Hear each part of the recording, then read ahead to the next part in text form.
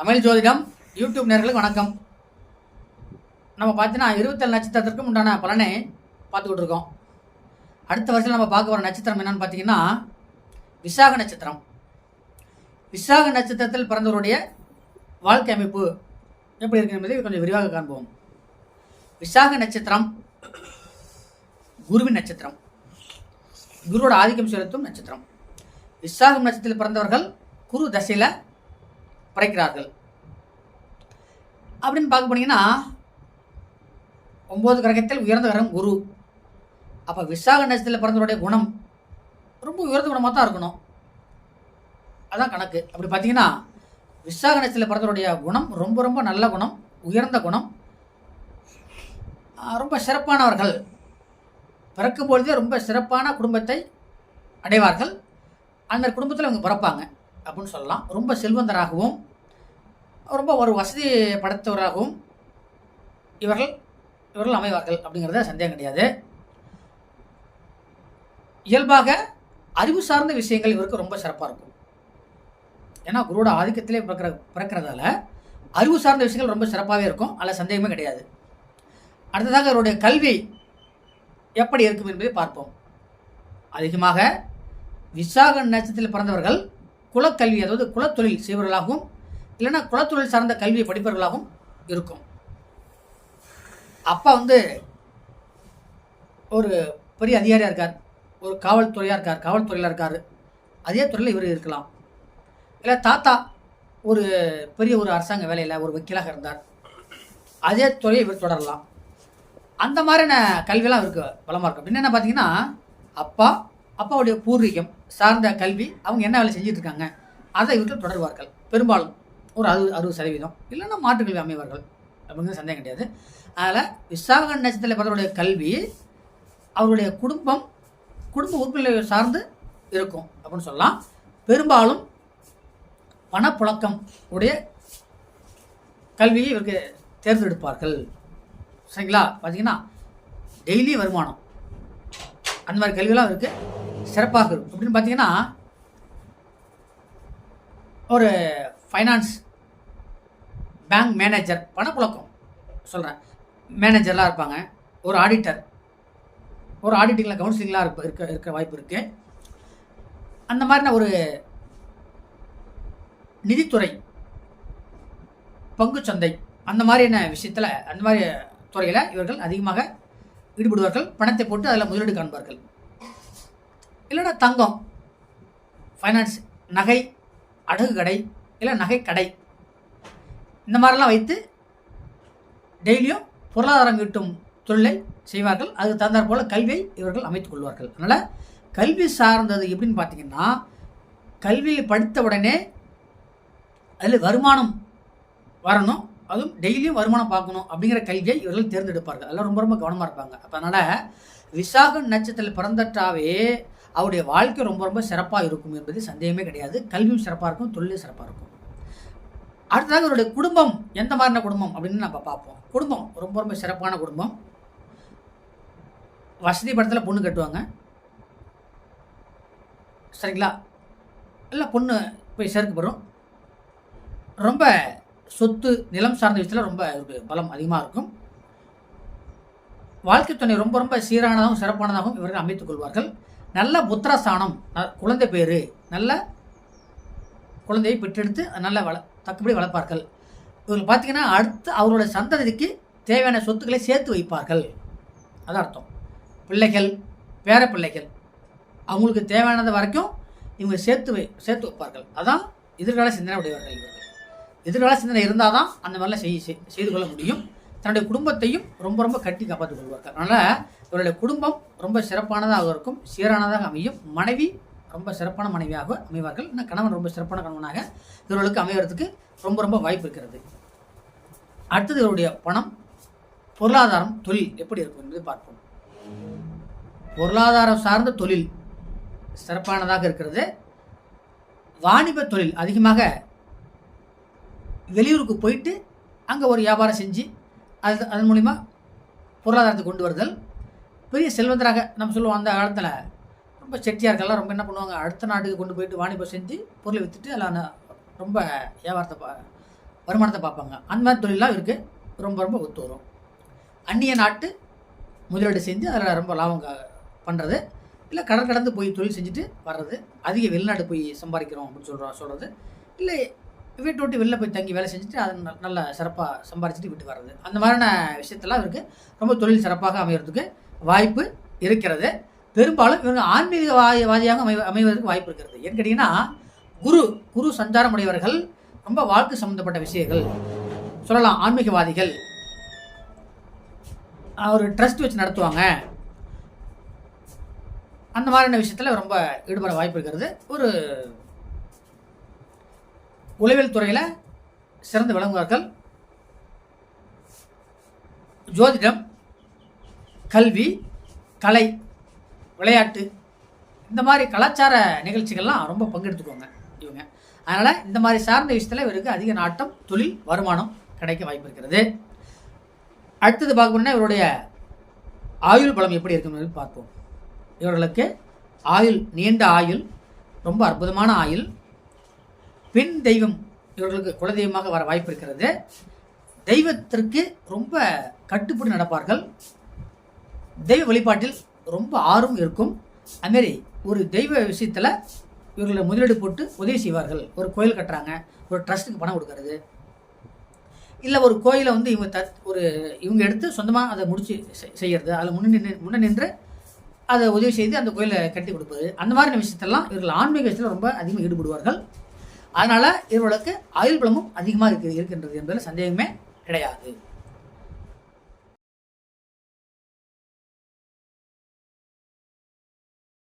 அடுத்ததாக அனுச நட்சத்திரத்தில் பிறந்தவர்கள் எப்படி இருப்பார்கள் என்பதை பார்ப்போம். அனுச நட்சத்திரத்தில் பிறந்தவர்கள் சனி ஆதிக்கத்தில் பிறப்பார்கள், சனி தசையில் பிறப்பார்கள். அப்படின்னு என்ன அர்த்தம்? சனி திசையில் பிறக்கும்பொழுதே குடும்பம் சிறப்பாக இருக்குமா?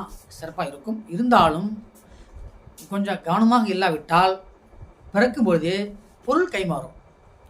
இவங்க பிறந்ததுக்கப்புறம் வீட்டை விட்டு இடம் மாறுவாங்க. இல்லை ஒரு தேவைக்காக ஒரு இடத்த விற்பாங்க. இல்லை என்றால் வீட்டை விட்டுட்டு அடுத்த ஊரில், அதாவது பூர்வீகத்தை விட்டுட்டு அடுத்த ஊரில் வேலை நிமித்தமாக அடுத்த ஊரில் போய் தங்கி வேலை செய்வாங்க. அந்த மாதிரிலாம் இவர்களுக்கு இயல்பாக அமையும். பிறக்கும்பொழுதே சனி திசையில் பிறக்கிறதால கொஞ்சம் சொந்த இடத்தை இல்லாமல் அடுத்த இடத்துல இருக்கிறது இவங்களுக்கு இயல்பாக அமையக்கூடிய வாய்ப்பு இருக்கிறது. குணம் பார்த்திங்கன்னா, அனுச நட்சத்திரத்தில் பிறந்தவர்கள் ரொம்ப ஆன்மீகவாதிகள் சொல்லிடலாம், ரொம்ப ஆன்மீகவாதிகள். அதனால் தன்னை சேர்ந்தவர்களுக்கு உயிரியம் கொடுப்பார்கள், அந்த மாதிரினா குணமுடையவர்கள். சரிங்களா? ஒருத்தன் எளிதில் சீக்கிரம் நம்ப மாட்டாங்க. அப்படி நம்பிட்டாங்கன்னா அவர்களுக்கு உயிரியம் கொடுக்குற அளவுக்கு இவங்க துணிஞ்சிருவாங்க. அந்த அளவுக்கு பற்று வச்சிருப்பார்கள்.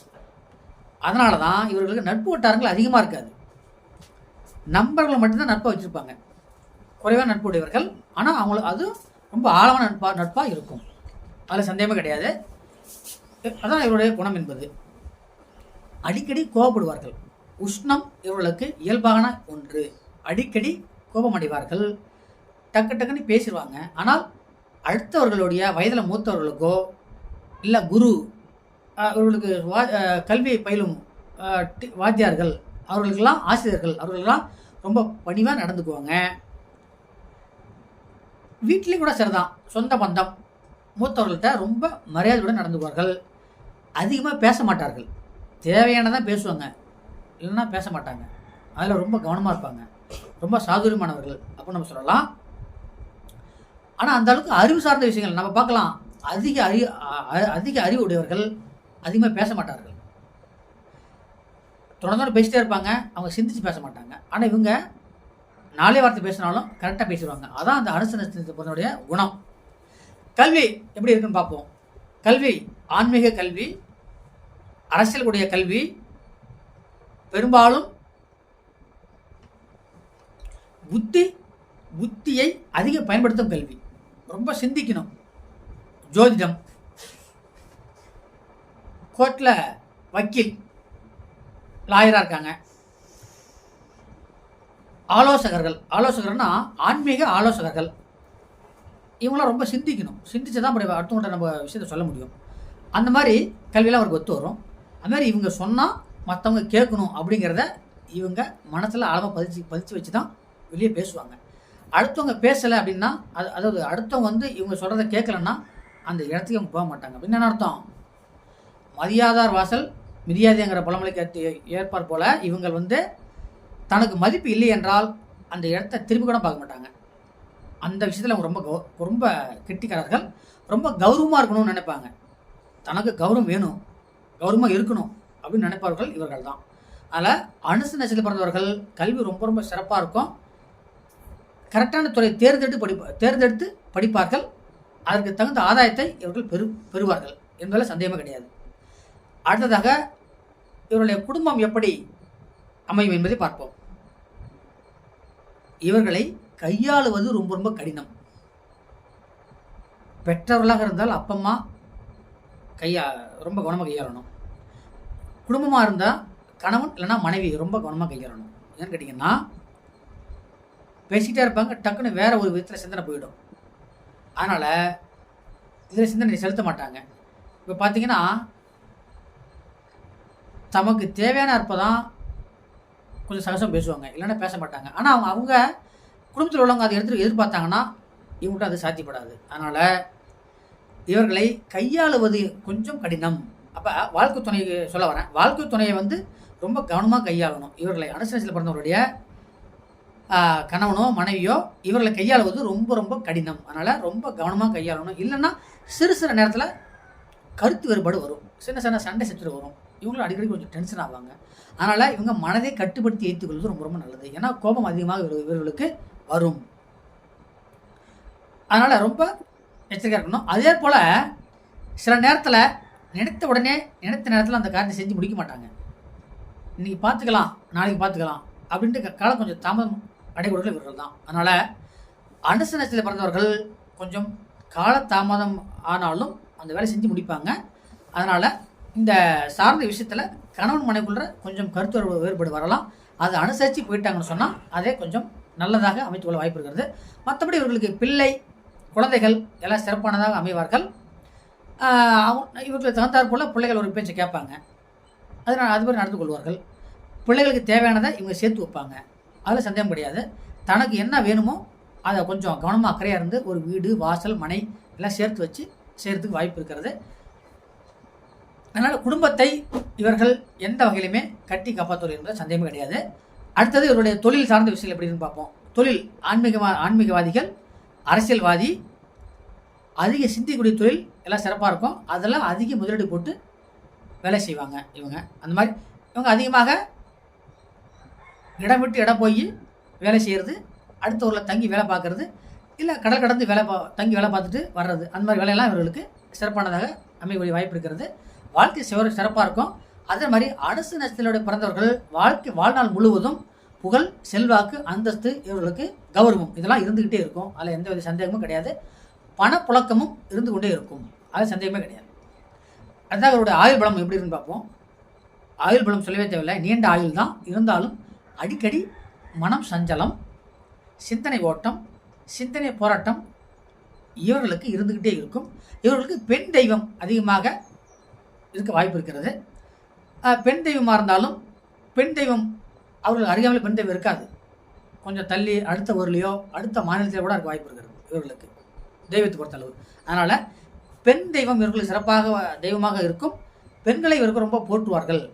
எனவே சிந்தனை ஓட்டத்தை கட்டுப்படுத்தி கொண்டால் இவர்களுக்கு ஆயுள் பலம் சிறப்பானதாக அமையும் என்பதில் சந்தேகமே கிடையாது.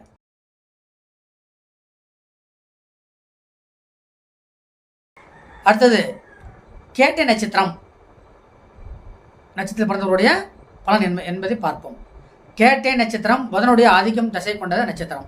அப்போ கேட்டை நட்சத்திரத்தில் பிறந்தவருடைய தசை புதன் தசை.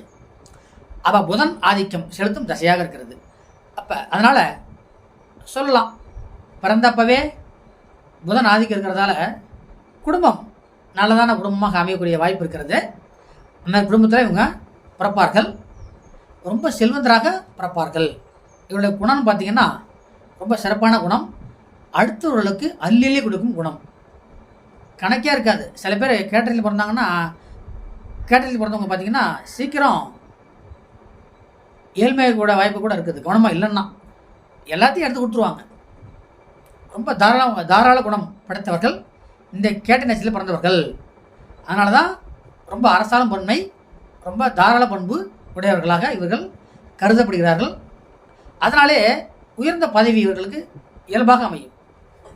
ரொம்ப சாதுரியமான குணம், ரொம்ப புத்தி சார்ந்த குணம், அடுத்தவர்களுக்கு அள்ளி கொடுக்கும் குணம் படைத்தவர்கள் இந்த கேட்டை நட்சத்திரத்தில் பிறந்தவர்கள்.